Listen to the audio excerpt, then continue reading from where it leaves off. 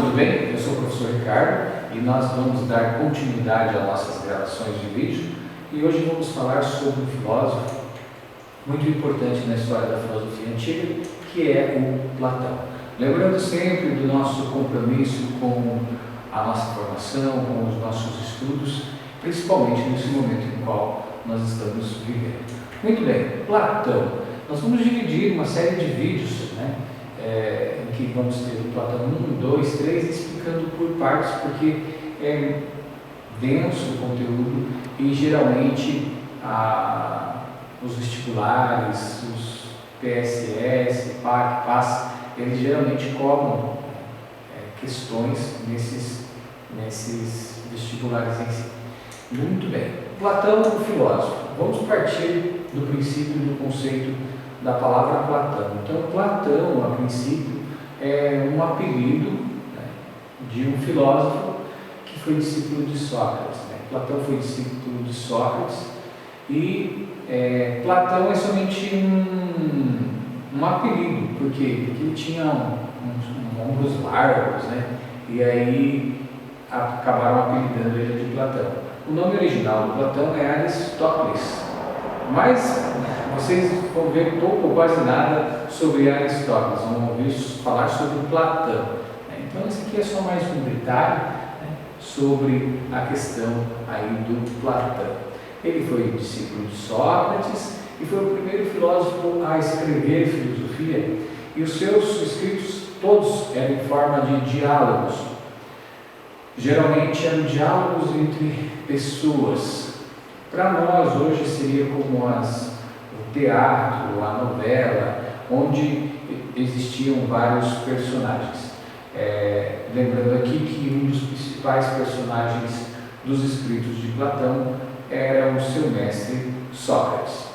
Ele fundou a primeira escola chamada Academia, conceito que nós trazemos até hoje.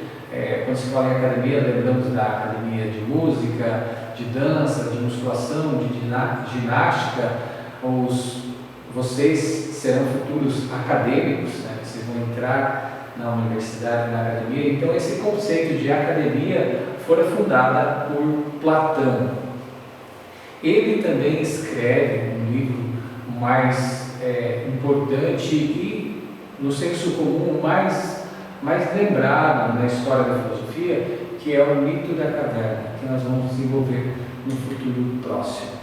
Platão era de uma família de aristocratas, ele pertencia à nobreza, ele fora educado para ser um grande político, mas no período dele, a pessoa do momento era Sócrates. E Platão foi até Sócrates, conheceu Sócrates e, a partir do momento em que ele começou a conviver com Sócrates, tornou-se um grande discípulo e deu continuidade a esse legado histórico filosófico na filosofia. Então, retomando, Platão foi discípulo de Sócrates, escreve, é o primeiro filósofo a escrever filosofia. Ele também vai discordar da teoria socrática, vai elaborar toda uma teoria e também contribuir muito para a história da filosofia. Ele escreve sobre a questão da divisão dos mundos, sobre o homem, sobre a política, lembrando que Platão fora educado para ser um grande político naquele período em que vivia na Grécia. Então, uma das primeiras teorias que se tem dentro de todo o cabedal filosófico do Platão é a chamada teoria das ideias, ou chamada teoria do conhecimento, que geralmente é dividida em duas, a teoria dos mundos. Então, para Platão existiam dois mundos, o mundo sensível e o mundo inteligível. O mundo sensível estava ligado muito mais à questão dos sentidos, das nossas percepções, e o mundo inteligível está ligado à questão racional, à questão do pensamento e principalmente a questão das ideias, as ideias eternas, as ideias imutáveis, enfim. Então vamos retomar aqui. O mundo inteligível corresponde às ideias, que são formas perfeitas, imutáveis das coisas, a essência, e esse mundo só pode ser acessado pela nossa razão. Então, o mundo inteligível, ele tem como base o pensamento racional. Eu sempre costumo falar em sala de aula. Para o Platão, o mundo das ideias é aquilo que está na nossa mente, no nosso pensamento. Já o mundo sensível, esse mundo sensível corresponde, aqui no caso, aos sentidos, né? Nós temos aí os sentidos, e esses sentidos que nós temos vão de encontro aqui, né, ao que as nossas percepções. Lembrando que os sentidos básicos da nossa existência são a visão, a audição, o tato, o olfato, o paladar, e há alguns autores que digam que o sexto sentido seria os nossos sentimentos. Então, Platão, inicialmente falando, faz essa divisão desses dois mundos. Existe o mundo sensível, da sensibilidade, da percepção, e o mundo inteligível. Esses dois mundos vão se confrontar até hoje nos nossos dias, que vai se transformar em teoria, em prática. Ora, a teoria, o mundo das ideias vai ser mais forte que a prática, ora, o mundo da prática vai ser mais forte que a da teoria. Então, aí inicia um grande confronto desse chamado mundo das ideias. Muito bem, para o Platão, então, né, nessa ideia de mundo das ideias, a ideia perfeita, no nosso exemplo aqui, a ideia do cão, por exemplo, a ideia perfeita de cão está no nosso pensamento, certo? Os cães que nós vemos, né, pelas ruas e tudo mais, eles são somente cópias dessa ideia real de cão. Vamos por partes, então.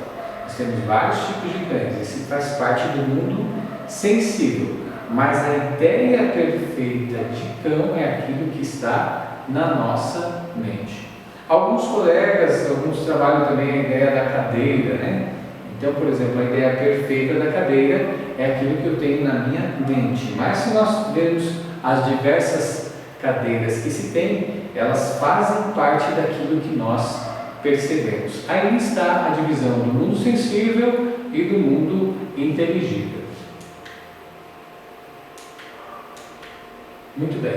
E temos também no Platão a chamada teoria, né, da reminiscência. O que seria essa reminiscência? Seria a teoria da recordação. Como assim? Então, tudo que nós temos fora imaginado por alguém, e ele chama esse alguém, esse ser, né, chamado de demiurgo, né, um grande artesão, um grande construtor que imaginou tudo isso. Mas vamos para o conceito básico da reminiscência.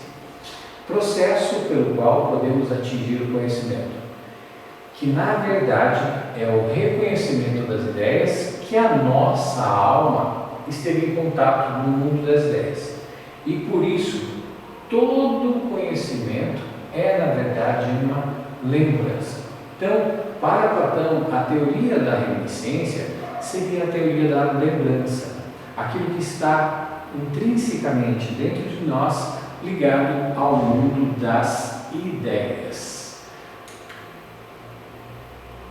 Muito bem, falando um pouquinho agora sobre a chamada ética de Platão. Muito bem, a ética de Platão depende de uma concepção metafísica, ou seja, aquela concepção que vai além da física, aquilo que vai estar ligado ao chamado dualismo entre aquilo que é sensível e aquilo que é racional.